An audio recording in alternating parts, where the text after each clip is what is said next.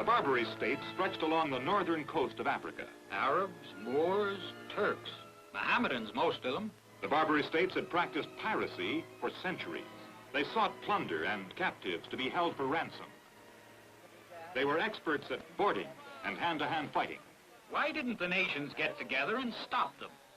Because the rulers of Europe distrusted each other, they would not make a combined effort against the corsairs. The Barbary rulers were quick to take advantage of a young, weak nation like the United States. In accordance with time-honored practice, tribute was expected as a price for peace.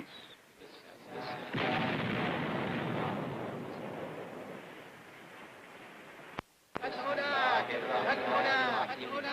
early as 1786, Thomas Jefferson realized diplomacy was helpless unless a navy was created and used. Protection money, a price for peace.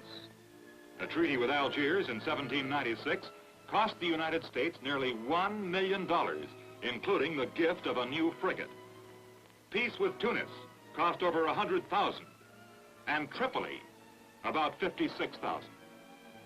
But the Pasha of Tripoli thought unprotected American trade too tempting. He repudiated the treaty and demanded $250,000 immediately and a yearly payment of $20,000. Didn't the United States say no to that? Indeed we did, and war was declared by Tripoli May 10th, 1801. About June 1st, 1801, Commodore Richard Dale's squadron left Hampton Roads. The President, the Philadelphia, Essex, and Enterprise. Dale cruised along the Barbary coast with a show of force. But 4 ships were not enough for an effective blockade of Tripoli. This force was enlarged by Commodore Richard Morris, the Constellation, Chesapeake, Adams, New York, and John Adams. But still not enough for the blockade. Their duties included convoying and showing the flag off Algiers, Tunis, and Morocco. And they replenished at Gibraltar. Soon to be given command of the Mediterranean squadron was a man who left a lasting imprint on the Navy, Commodore Edward Preble, who arrived on station in the Constitution. Little known to his officers at first, he was a strict disciplinarian. Born in the state of Maine, he'd fought in the Revolution. Preble was a great leader. He was firm. He had fighting spirit. He had character. A commander passes on these qualities. His officers were well schooled. They were given high standards and were in themselves great commanders with the Preble fighting spirit. 2 serious obstacles were ahead. Trouble with Morocco across from Gibraltar. The Sultan of Morocco saw that the American ships, at Preble's orders, were cleared for action. So he up and changed his mind. He renewed the Treaty of 1786 with no further demands on the United States. Bad luck here with the Philadelphia. She had been sent ahead to blockade Tripoli. Chasing an enemy craft close inshore, she hit an uncharted reef. Ran aground, eh? What did the skipper do to get her off? Well, Captain Bainbridge laid all sails aback, tried to lighten ship. He cut away her foremast, cast off her anchors, jettisoned many of her guns, but kept some to fight with. After 4 hours, Bainbridge had to surrender. The enemy floated the Philadelphia and brought her in triumphantly. The Pasha of Tripoli was pleased. He held the Philadelphia's officers and crew for an enormous ransom. But Commodore Preble was not pleased. The powerful American ship was now turned against him.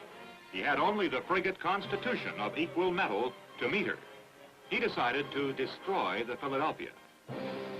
Lieutenant Stephen Decatur, Jr., commander of the Enterprise, volunteered to head an expedition to enter an enemy harbor and capture and burn a large warship. This called for volunteers. Aboard the Enterprise, every officer, man, and boy stepped forward. He selected 5 officers and 62 men. A Sicilian pilot, Salvatore Catalano, knew the harbor. They set out in a captured Tripolitan ketch with Mediterranean rig, renamed the Intrepid. Boldly, they sailed into the enemy harbor. A plan of attack had been carefully worked out and rehearsed. They would capture the Philadelphia by a united rush. They would then split into details to set her afire. 100 yards away, they were hailed. Catalano, the pilot, answered. He claimed that a storm had stripped them of anchors and requested permission to tie up alongside. The breeze gave out.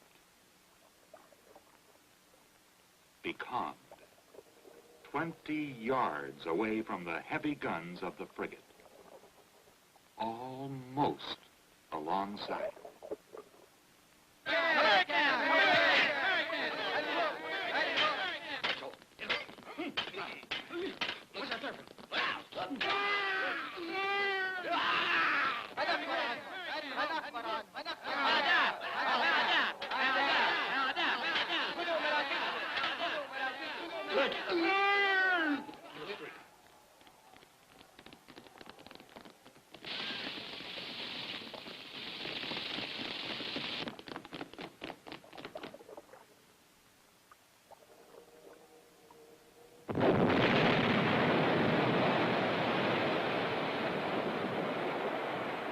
Eternal, they did it!